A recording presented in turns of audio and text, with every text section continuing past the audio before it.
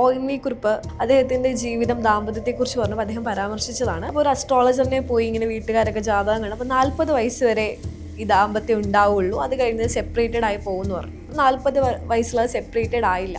Astrologer അദ്ദേഹത്തിനോട് പറഞ്ഞതാണ്. അപ്പോൾ ഇതിലും തെറ്റുകൾ സംഭവിക്കാറില്ലേ?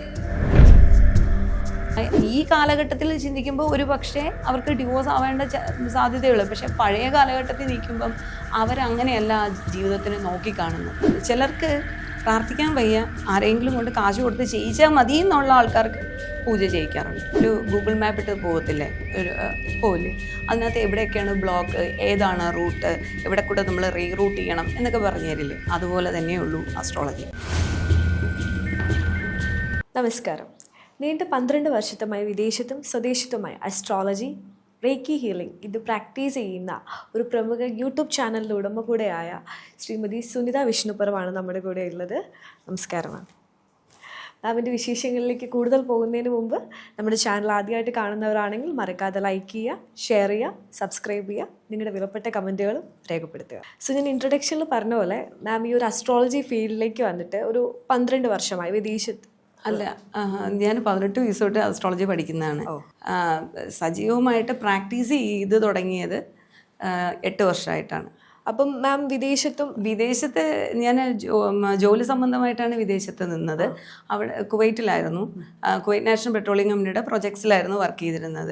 ഓക്കെ. അപ്പം നമുക്ക് എല്ലാവർക്കും ഒരു ഇതുണ്ട്, അതായത് ഈ ജ്യോതിഷം, അസ്ട്രോളജി എന്ന് പറയുന്നത് നമ്മുടെ ഇപ്പോൾ ഒരു ലൈഫ് പ്രഡിക്ഷൻ ആണ്, അല്ലെങ്കിൽ ഒരു മനുഷ്യൻ്റെ വ്യക്തിപരമായിട്ടുള്ള കാര്യങ്ങൾ, അല്ലെങ്കിൽ സ്വഭാവം, എത്ര വയസ്സ് വരെ ജീവിക്കും, ഇങ്ങനെയുള്ള കാര്യങ്ങളൊക്കെ പ്രഡിക്റ്റ് ചെയ്യുന്ന ഒരു മിത്താണ്, അല്ലെങ്കിൽ ഒരു പ്രഡിക്ഷനാണ് അസ്ട്രോളജി എന്ന് പറയുന്നത്. ശരിക്കും ഇത് തന്നെയാണ് അസ്ട്രോളജിയുടെ ഒരു ഡെഫിനിഷൻ എന്ന് പറയുന്നത്? അല്ലല്ല, അത് അസ്ട്രോളജി എന്ന് പറയുന്നത് ഒരു ഗൈഡൻസ് ആണ്.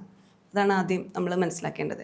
എല്ലാവരും വിചാരിക്കണമെന്ന് വെച്ചാൽ ഇന്ന സമയത്ത് ഇന്നതൊക്കെ നടക്കും എന്ന് പറയുന്നതാണ് ജ്യോതിഷം എന്നാണ് വിചാരിക്കുന്നത്. പക്ഷെ അങ്ങനെയല്ല. അതിപ്പോൾ നമ്മളൊരു ഗൂഗിൾ മാപ്പ് ഇട്ട് പോവില്ലേ, അതിനകത്ത് എവിടെയൊക്കെയാണ് ബ്ലോക്ക്, ഏതാണ് റൂട്ട്, എവിടെ കൂടെ നമ്മൾ റീറൂട്ട് ചെയ്യണം എന്നൊക്കെ പറഞ്ഞു തരില്ലേ, അതുപോലെ തന്നെയുള്ളൂ അസ്ട്രോളജി. അതിൽ നമ്മൾ എങ്ങോട്ട് പോകണം എന്നുള്ളത് നമ്മുടെ ഡിസിഷനാണ്. ഇപ്പോൾ ഫോർ എക്സാമ്പിൾ ഒരാളിന് നല്ല ജോലി കിട്ടും, നന്നായിട്ട് പഠിക്കും എന്നുള്ളൊരു ജാതകം. പക്ഷേ ആൾ പഠിക്കുന്നില്ല, എൻ്റെ ജാതകത്തിൽ ഇതെല്ലാം ഉണ്ടെന്ന് വെച്ചിട്ട് വെറുതെ ഇരുന്ന് കഴിഞ്ഞാൽ എങ്ങനെ ഇരിക്കും? അപ്പോൾ നമ്മൾ എക്സിക്യൂഷൻ നടത്തേണ്ടത് നമ്മളാണ്. ആ കാര്യത്തിനെ അതായത് ഒരാളിന് പഠിക്കാനുള്ള ഒരു ജാതകമാണ്, അല്ലെങ്കിൽ പഠിക്കാനുള്ള ബുദ്ധിയുള്ള ഒരു ജാതകമാണ്, അല്ലെങ്കിൽ നല്ലൊരു ജോലി കിട്ടാനുള്ള ഒരു ജാതകമാണെന്നുണ്ടെങ്കിൽ ആ ജാതകൻ അല്ലെങ്കിൽ ആ ജാതക പഠിക്കാനും ജോലിക്ക് വേണ്ടിയിട്ട് ശ്രമിക്കണം. അല്ലെങ്കിൽ ആ ശ്രമം നടത്തുന്ന സമയത്ത് ആ യൂണിവേഴ്സ് എല്ലാവിധ സപ്പോർട്ടും ചെയ്യും എന്നുള്ളതാണ് ആ ജാതകത്തിൻ്റെ സൂചന. നമ്മൾ എഫർട്ട് കൊടുക്കേണ്ടത് നമ്മുടെ ഉത്തരവാദിത്തമാണ്. നമുക്കൊരു ദീർഘായുസ് ഉണ്ട് എന്ന് വയ്ക്കാം. ആയുസുള്ള ആളെ ജങ്ക് ഫുഡും കാണുന്ന ഭക്ഷണങ്ങളൊക്കെ കഴിച്ചു ഭയങ്കര അഡിക്ഷൻസ് ഒക്കെ ഉള്ള ഒരാളാണെങ്കിൽ ആ കാര്യം പറഞ്ഞിട്ട് വല്ല കാര്യമുണ്ടോ? നമ്മളെ എന്ത് ചെയ്യണം, അതിനാണ് ഈശ്വരൻ ബുദ്ധിയും കഴിവും ഒക്കെ നമുക്ക് തന്നിട്ടുള്ളത്. അതൊക്കെ ഉപയോഗിച്ച് നമ്മളെ എങ്ങനെ അതിനെ ഉപയോഗപ്പെടുത്തണം എന്നുള്ളത് നമ്മുടെ ഡിസിഷനാണ്. എല്ലാം ജ്യോതിഷത്തിലല്ല ഇരിക്കുന്നത്. അതൊരു ഗൈഡൻസിനുള്ളൊരു ഉപാധി മാത്രമാണെന്ന് പറയാൻ പറ്റും. ഇപ്പം നമുക്ക് സൈക്കോളജി ഉണ്ട്. സൈക്കോളജിക്കകത്ത് നമ്മൾ പറയുന്ന ഡേറ്റാസ് വെച്ചിട്ടാണ് അനലൈസ് ചെയ്യുന്നത്, അല്ലേ? പക്ഷേ ജ്യോതിഷത്തിൻ്റെ ഒരു അഡ്വാൻറ്റേജ് എന്താണെന്ന് വെച്ചാൽ ഈ വന്നിരിക്കുന്ന ആൾ പറയുന്ന അത് ശരിയാണോ തെറ്റാണോ എന്ന് മനസ്സിലാക്കാനുള്ള ഉപാധി അവരുടെ ഡേറ്റയിൽ നിന്ന് നമുക്ക് കിട്ടും. ഇപ്പം നമ്മൾ അസ്ട്രോളജി എന്ന് പറയുമ്പോൾ ഇപ്പം ഞാൻ ഇതിൻ്റെ കൂടെ അഡീഷണൽ ആയിട്ട് ചോദിക്കുകയാണ്. ഇപ്പം ഒരു ബുദ്ധിമുട്ട് വന്നപ്പോൾ നമ്മളൊരു അസ്ട്രോളജറിനെ പോയി കൺസൾട്ട് ചെയ്യണം. അപ്പോൾ അവർ നമ്മളോട് പറയണം ഇന്ന ക്രിയകൾ ചെയ്യണം, അപ്പോൾ നിങ്ങൾക്ക് ഇന്നത് അല്ലെങ്കിൽ ഇത്ര വയസ്സ് വരെ, ഞാൻ നേരത്തെ അതിൻ്റെ ഒരു സബ്സ്റ്റിറ്റ്യൂഷനായിട്ട് ഇന്ന കാര്യങ്ങൾ. അപ്പോൾ ഈ അസ്ട്രോളജി എന്ന് പറയുന്നത് ഇപ്പോൾ ഒരാളുടെ മരണം എങ്ങനെയുള്ള മരണം, സ്വാഭാവിക മരണമാണോ അല്ലാത്തൊരു മരണമാണോ, അതിപ്പം ഒരു ജോലി, ഇപ്പോൾ ഗവൺമെൻറ് ജോലി ആയിക്കോട്ടെ, വോട്ടോർ, അപ്പോൾ അതൊക്കെ കിട്ടുമെന്ന് പറയുന്നത്. അപ്പോൾ അസ്ട്രോളജി എന്ന് പറയുന്ന ഒരു സ്ക്രിപ്റ്റഡ് ആയിട്ടുള്ള ഒരു സംഭവമാണോ? അപ്പം ഓൾറെഡി ഇതെല്ലാം നമ്മളോട് ഒരാൾ പറയുന്നു, അപ്പം നമ്മൾ ആ ഒരു രീതിയിൽ ഒരു സ്ക്രിപ്റ്റഡ് ലൈഫ് പോലെ നമ്മൾ പോവില്ലേ? അത് അതാ ഞാൻ പറഞ്ഞത്, അത് സ്ക്രിപ്റ്റഡ് ആയിട്ടുള്ള വിഷയം അല്ല. അത് മീൻസ് ആ സ്ക്രിപ്റ്റ് അതിലൊരു സ്ക്രിപ്റ്റ് ഉണ്ടോ എന്ന് ചോദിച്ചാൽ സ്ക്രിപ്റ്റ് ഉണ്ട്. പക്ഷേ ആ സ്ക്രിപ്റ്റിനനുസരിച്ച് നമ്മൾ ഇപ്പം അതിലെ ഒരു വ്യക്തിയുടെ അഡ്വാൻറ്റേജസ് എന്താണ്, ഡിസഡ്വാൻറ്റേജസ് എന്താണ് എന്ന് മനസ്സിലാക്കാനുള്ളൊരു ഉപാധിയാണെന്ന് പറയാം. അതാണ് ആ സ്ക്രിപ്റ്റ്.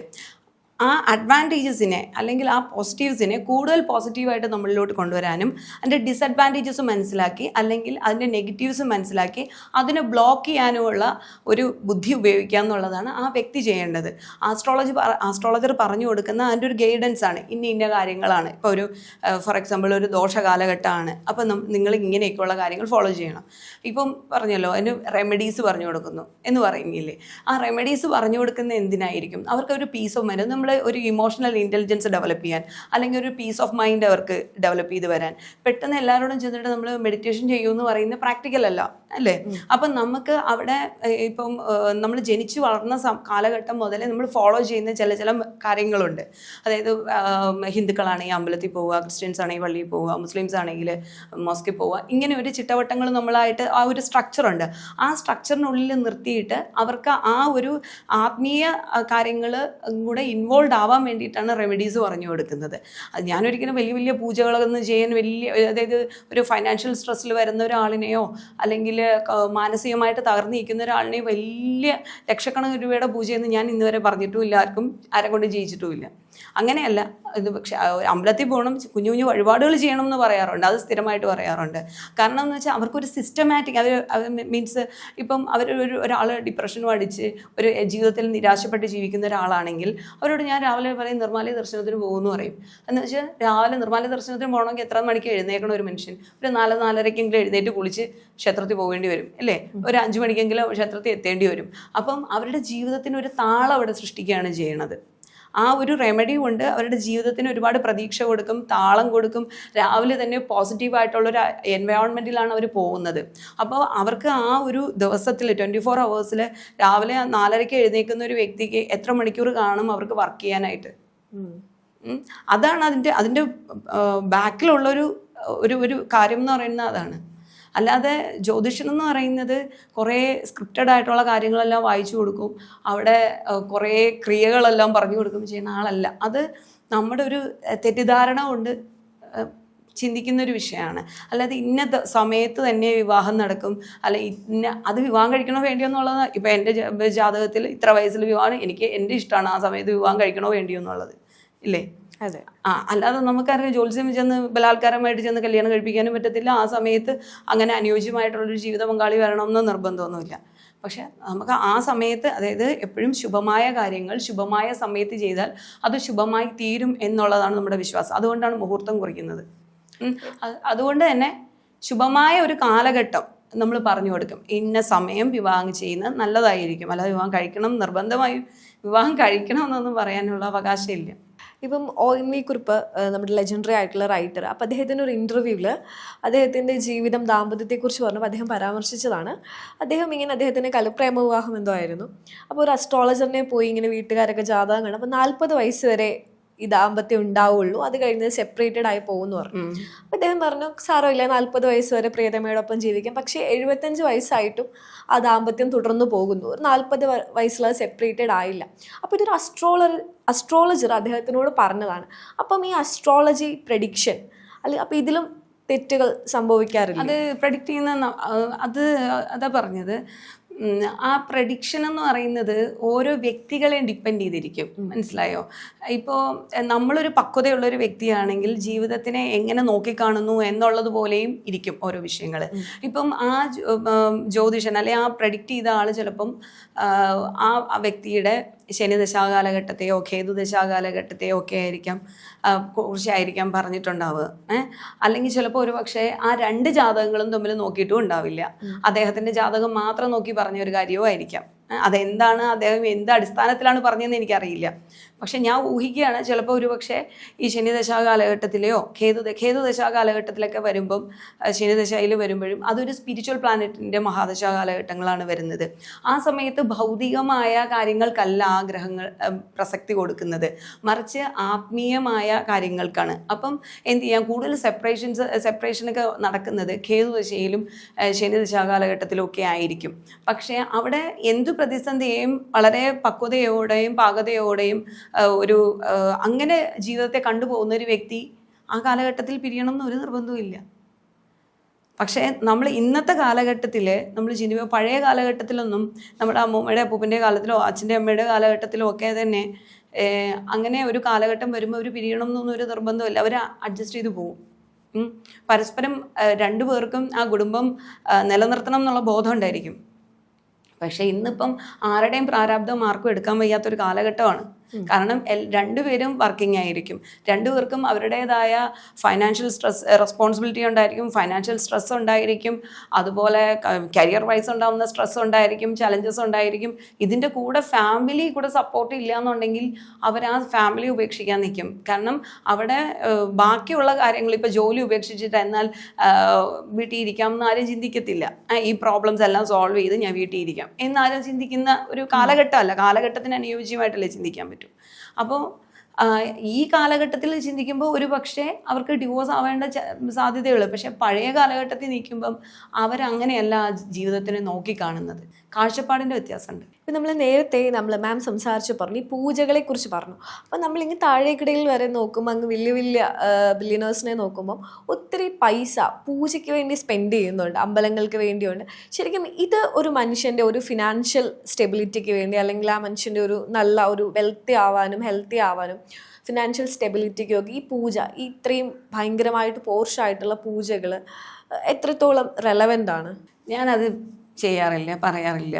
കാരണം ഒരു ദിവസം ഒരു ലക്ഷക്കണക്കിന് രൂപ ചിലവാക്കി ഒരു പൂജ ചെയ്യുന്നേക്കാളും എത്രയോ ഫലവത്താണ് അവനവൻ തന്നെ അവനവൻ്റെ കാര്യത്തിന് വേണ്ടി പ്രാർത്ഥിക്കുന്നത്.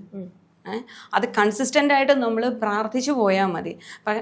ചിലർക്ക് പ്രാർത്ഥിക്കാൻ വയ്യ, ആരെങ്കിലും കൊണ്ട് കാശ് കൊടുത്ത് ചെയ്യിച്ചാൽ മതി എന്നുള്ള ആൾക്കാർക്ക് പൂജ ചെയ്യിക്കാറുണ്ട്. അങ്ങനെ നിർബന്ധപൂർവ്വം വരാറുള്ളവർക്ക് ചെയ്യിക്കാറുണ്ട്. പക്ഷെ അല്ലാത്തവർക്കൊന്നും ഞാൻ അങ്ങനെ പൂജ ചെയ്യിക്കാറില്ല.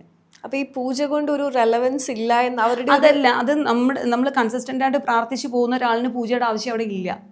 അല്ലെങ്കിൽ പൂജ മീൻസ് ഞാൻ ഉദ്ദേശിച്ചത് വലിയ ലക്ഷക്കണക്കിന് രൂപ ചിലവാക്കി ചെയ്യുന്ന പൂജയുടെ വിഷയമാണ് ഞാൻ പറയുന്നത്. അല്ലാതെ അമ്പലത്തിൽ ചെയ്യുന്ന ചെറിയ കുഞ്ഞു കുഞ്ഞു വഴിപാടുകളില്ലേ, ഇപ്പോൾ ഭാഗ്യസൂക്തമോ രാജഗോപാലമോ അങ്ങനെയൊക്കെ ചെയ്യുന്ന വഴിപാടുകൾ, അതൊക്കെ ചെയ്ത് പോവേണ്ടതാണ്. പല കാലഘട്ടങ്ങളിലും നമ്മളത് ചെയ്തു പോവേണ്ടതാണ്. അതിന് നമുക്ക് ബെനിഫിറ്റും ഉണ്ട്. അതെ. പണ്ട് തൊട്ടേ കുറേ കാര്യങ്ങൾ കേട്ടിട്ടുണ്ട്. ഇപ്പോൾ ഒരു മിത്തായിട്ടോ അല്ലെങ്കിൽ നമ്മൾ വിചാരിക്കുന്ന ഒരു ഇതായിട്ടോ, ഇപ്പം നമ്മൾ നടന്നു പോകുമ്പോൾ എവിടെയെങ്കിലും ഒരു സ്ഥലത്തേക്ക് പോകുമ്പോൾ നമ്മളെ പുറകിൽ നിന്ന് വിളിക്കരുത്, അതുപോലെ പട്ടി കുറുകെ ചാടിയാൽ അതൊരു ദോഷമാണ്. അപ്പം ഇതിനോടൊക്കെ മാമിന് എന്താണ് പറയാനുള്ളത്? അതൊക്കെ നമ്മൾ മനസ്സിൻ്റെ വിശ്വാസമാണ്, മനസ്സിലായോ? അതിപ്പം നമ്മൾ മനസ്സിൽ അങ്ങനെ അങ്ങ് വരച്ചു വെച്ചേക്കാണെങ്കിൽ അങ്ങനെ സംഭവിക്കും. നമ്മളെ മനസ്സ് തന്നെ മാനിഫെസ്റ്റേഷൻ ഒന്നും അറിയില്ലേ, നമ്മളെ മനസ്സ് തന്നെയാണ് മാനിഫെസ്റ്റ് ചെയ്യുന്നത് ഇങ്ങനെ സംഭവിക്കും എന്ന്. അത്രയും സ്ട്രോങ് ആയിട്ട് നമ്മളങ്ങനെ വിശ്വസിക്കും. അപ്പോൾ അതങ്ങനെ സംഭവിക്കുമായിരിക്കും. പക്ഷെ ഞാനങ്ങനെ അതായത് പുറത്ത് താമസിക്കുന്ന സമയത്ത് അവിടെ മൊത്തം പൂച്ചകളാണ്. എല്ലാ ദിവസവും പുറത്തിറങ്ങുമ്പോൾ പൂച്ച കുറുകെ ചാടാത്ത ഒരു ദിവസവും ഇല്ല. അങ്ങനെയാണെങ്കിൽ അവിടെയുള്ള എല്ലാവരുടെയും ജീവിതത്തിൽ ബുദ്ധിമുട്ടുകൾ ഉണ്ടാവണ്ടേ? നമ്മളൊക്കെ പോകുന്ന സമയത്ത് ഇഷ്ടമാതിരി പൂച്ചയുണ്ട് അവിടെ. ഓക്കെ. അപ്പോൾ ഈ മാനിഫെസ്റ്റേഷനെ കുറിച്ച് പറഞ്ഞല്ലോ. അപ്പോൾ മാനിഫെസ്റ്റേഷൻ നമ്മളൊരു കാര്യം അതിയായിട്ട് ആഗ്രഹിച്ച് അതിനു വേണ്ടി വന്നാൽ ആ ഒരു കാര്യം നടക്കുമെന്നാണ്. Really do manifestation works? Manifestation വർക്കാവുന്ന കാര്യമാണ്. പക്ഷെ ആ മാനിഫെസ്റ്റ് ചെയ്യുന്ന ആളിൻ്റെ ഒരു ഓറ പോലെയും ഇരിക്കും. അല്ലെങ്കിൽ ഒരു മീൻസ് ഇപ്പോൾ ഒരു നന്നായിട്ട് മെഡിറ്റേറ്റ് ചെയ്ത് പോകുന്ന ഒരാളാണെങ്കിൽ അവർക്ക് നന്നായിട്ട് മാനിഫെസ്റ്റ് ചെയ്യാൻ പറ്റും. അപ്പം ഒരു വ്യക്തിയുടെ ജീവിതത്തിൽ ഈ മെഡിറ്റേഷൻ എത്രത്തോളം ഇമ്പോർട്ടൻ്റ് ആണ്? അതായത് ഇപ്പോൾ ഒരാൾ, എനിക്കിപ്പോൾ കുറച്ച് അസുഖമുണ്ട്, ആരോഗ്യ പ്രശ്നങ്ങളുണ്ട്, ഞാൻ മനഃപൂർവ്വം വാശി പിടിച്ചിരിക്കുകയാണ് മെഡിസിൻ കഴിക്കില്ല എന്ന്. ഈ മെഡിസിൻ കഴിക്കില്ല എന്ന് വാശി പിടിച്ചിരിക്കുന്ന ഒരാളിന് എൻ്റെ അച്ഛൻ എങ്ങനെയാണ്, മെഡിസിൻ കഴിക്കില്ല എന്ന് വാശി പിടിച്ചിരിക്കും. അപ്പോൾ അച്ഛനെ ഞാൻ എന്ത് ചെയ്യും, അല്ല എണ്ണയോ കുഴമ്പൊക്കെ ഞാൻ കൊണ്ടിട്ട് തേച്ച് കൊടുക്കും. മനസ്സിലായോ? കാലൊക്കെ നല്ല നീരാ, പക്ഷെ മെഡിസിൻ കഴിക്കില്ല എന്ന് വാശിയാണ് എന്ന് പറഞ്ഞ പോലെ. എന്നാൽ മെഡിസിൻ കഴിക്കുന്ന ആ ഒരു ആരോഗ്യ പ്രശ്നം മാറ്റിയെടുക്കാനായിട്ടുള്ള ബാക്കിയുള്ള മെഡിസിൻ മാത്രം കഴിച്ചാൽ പോരാ, ബാക്കിയുള്ള കാര്യങ്ങളും എല്ലാം സിസ്റ്റമാറ്റിക്കായിട്ട് ചെയ്തു പോകുന്ന ഒരാളിനെ പോലെയാണ് മെഡിറ്റേറ്റ് ചെയ്യുന്ന ആൾ. ഇത് വാശി പിടിച്ചിരിക്കുന്ന ഒരാൾ ചെയ്യുന്ന കാര്യമാണ് റെമഡീസ്. എണ്ണയും കുഴമ്പൊക്കെ ഇട്ട് നമ്മൾ തേച്ച് കൊടുക്കില്ലേ, അതാണ് റെമഡീസ്. നമ്മൾ മെഡിസിനും കഴിച്ച് നമ്മുടെ ജീവിതത്തിന് താളം ഉണ്ടാക്കി പോണ ആളിനെ പോലെയാണ് മെഡിറ്റേഷൻ. മാം ഒരു അസ്ട്രോളജർ മാത്രമല്ല, ഒരു റേക്കി ടീച്ചറും കൂടിയാണ്. ഇപ്പം നമ്മുടെ ഒരു റിലേഷൻഷിപ്പ് ആയിക്കോട്ടെ, അല്ലെങ്കിൽ പെട്ടെന്ന് നമ്മുടെ ഏറ്റവും ക്ലോസ്ഡ് ആയിട്ടുള്ള ഒരാളുടെ ഒരു വിയോഗമായിക്കോട്ടെ, അപ്പം നമ്മൾ ഭയങ്കരമായിട്ട് ഒരു ലോൺലി, ഒരു ഐസൊലേറ്റഡ് ആയിട്ട് നമുക്ക് ഫീൽ ചെയ്യും. സോ എങ്ങനെയാണ് നമ്മുടെ ഒരു ബിലവഡ് ആയിട്ടുള്ള ഒരാളുടെ ലോസ് മാറി നമ്മൾ എങ്ങനെ ഈ ഒരു ഹീലിംഗ് പ്രോസസ്സ് എങ്ങനെ വരും? അത് ഹീലിംഗ് പ്രോസസ്സ് എന്നുള്ളല്ലോ, ഒന്നെന്ന് പറഞ്ഞത് ഇപ്പോൾ ആസ്ട്രോളജി കൺസൾട്ടേഷൻ തന്നെ എൻ്റെ അടുത്ത് വരുമ്പോൾ ഞാൻ ഒരു ഫസ്റ്റേ ഒരു എൻക്വയറി ഇടുമ്പോഴേ ഞാൻ പറയും, നിങ്ങൾക്ക് ആവശ്യമാണെങ്കിൽ ഒരു 1 hour 1.5 hour ആണ്, 1.5 മണിക്കൂർ വരെയാണ് കൺസൾട്ടേഷൻ ടൈം എന്ന് ഞാൻ പറയാറുണ്ട്. കാരണം എന്ന് വെച്ചാൽ അത് പല ടൈപ്പ് മാനസികാവസ്ഥയിലായിരിക്കും ഓരോരുത്തരും വരുന്നത്. ഇപ്പം ഞാൻ പറയുന്നത് കേട്ടിട്ട് പോകണം എന്നുള്ളൊരു നിർബന്ധ ബുദ്ധിയിലല്ല ഞാൻ ഒരിക്കലും ഇരിക്കാറ്. എപ്പോഴും അവർ പറയുന്ന കാര്യം ഞാൻ ശ്രദ്ധാപൂർവം കേൾക്കാറുണ്ട്, അതിനുവേണ്ടി അവർക്ക് ഞാൻ സമയം കൊടുക്കാറുമുണ്ട്. അതുപോലെ തന്നെ അത് ഇപ്പം ഒരു പക്ഷേ ആരുടെയെങ്കിലും നഷ്ടങ്ങളായിരിക്കും. ആദ്യം നമ്മൾ റിയലൈസ് ചെയ്യേണ്ടത് ഇതൊന്നും നമ്മുടെ പെർമനൻറ്റ് സ്പേസേ അല്ല. നമ്മളൊരു ദിവസം നമുക്കൊരു എക്സ്പയറി ഡേറ്റ് കൊണ്ട് ഒരിക്കൽ നമ്മളും പോവും ഇല്ലേ. പിന്നെ രണ്ടെന്ന് പറയുന്നത് നമ്മൾ ദേഹം ദേഹി എന്ന് പറഞ്ഞ 2 വിഷയങ്ങളുണ്ട്. ദേഹം എന്ന് പറയുന്നത് ദേഹിയുടെ വസ്ത്രമാണ്. നമ്മുടെ ശരീരത്തിൽ നമ്മൾ വസ്ത്രം എപ്പോൾ ഉപേക്ഷിക്കുന്നോ അതുപോലെ തന്നെ ഈ ശരീരം എന്ന് പറയുന്ന വസ്ത്രം മുഷിയുന്ന സമയത്ത് ഈ ദേഹിയും ദേഹത്തെ ഉപേക്ഷിച്ച് പോകും. അതൊരു പരമാർത്ഥമാണ്. ഇങ്ങനെയുള്ള കാര്യങ്ങൾ നമ്മൾ റിയലൈസ് ചെയ്യുമ്പോൾ തന്നെ ഒരുപാട് കാര്യങ്ങൾ മനസ്സിലാവും ഇല്ലേ. പിന്നെ അതുപോലെ ഈ നമുക്ക് ആ ഒരു വിയോഗം എന്ന് പറയുന്നത് നമ്മൾ ആ സമയത്ത് ഈ തത്വം പറഞ്ഞിട്ട് കാര്യമില്ല. ആ സമയത്ത് നമ്മൾ ഇമോഷൻസ് എക്സ്പ്രസ് ചെയ്യുന്ന വേണം. ചിലപ്പോൾ കൂടുതൽ സ്ട്രെസ് ആ സമയത്ത് ഉണ്ടാകുന്നത് ഇത് എക്സ്പ്രസ് ചെയ്യാനുള്ളൊരു സ്പേസ് ഇല്ലാത്തത് കൊണ്ടായിരിക്കാം. അവരെ എമ്പതിയോടെ നോക്കിക്കാണാനോ ആശ്വസിപ്പിക്കാനോ ഉള്ള ഒരു മനസ്സില്ലാഞ്ഞിട്ടായിരിക്കാം. അപ്പോൾ നമ്മൾ ഞങ്ങളുടെ അടുത്ത് വരുമ്പോൾ സമയത്ത് എൻ്റെ അടുത്ത് വരികയാണെങ്കിൽ ആ വ്യക്തിയെ പൂർണ്ണമായി ഞാൻ കേൾക്കും എന്നുള്ളതാണ്. കേൾക്കും. അവർ പറയുമ്പോൾ തന്നെ അവർക്ക് വളരെ വലിയൊരു റിലീഫാണ് ഉണ്ടാകുന്നത്. പിന്നെ രണ്ടെന്ന് പറയുന്നത് നമ്മൾ ആ ഇതുപോലെ മെഡിറ്റേഷനോ അല്ലെങ്കിൽ ഈ മതപരമായ കുറച്ച് കാര്യങ്ങൾ ചെയ്തു പോകുമ്പോഴോ ഒക്കെ തന്നെ റിലീഫ് അതിനകത്ത് ഉണ്ടാവുകയും ചെയ്യും. അതിനുവേണ്ടിയുള്ള റെമഡീസ് പറഞ്ഞു കൊടുക്കും എന്നുള്ളതാണ്. അതുപോലെ ഒരു ജ്യോതിഷം കൈകാര്യം ചെയ്യുന്ന അല്ലെങ്കിൽ ജ്യോതിഷത്തിനോടൊപ്പം തന്നെ പ്രാധാന്യമുള്ളൊരു വിഷയമാണ് സൈക്കോളജിയും. മനസ്സിലായോ? ഇങ്ങനെയുള്ളൊരു സമയത്ത് ഒരു പക്ഷേ നമ്മൾ കൊണ്ട് കൈകാര്യം ചെയ്യാൻ പറ്റാത്തൊരു കാര്യമാണെന്നുണ്ടെങ്കിൽ ഒരു സൈക്കോളജി കൺസൾട്ടേഷൻ എടുക്കാനുള്ളൊരു അഡ്വൈസ് എന്നെ കൊടുത്ത് വിടുകയും വേണം.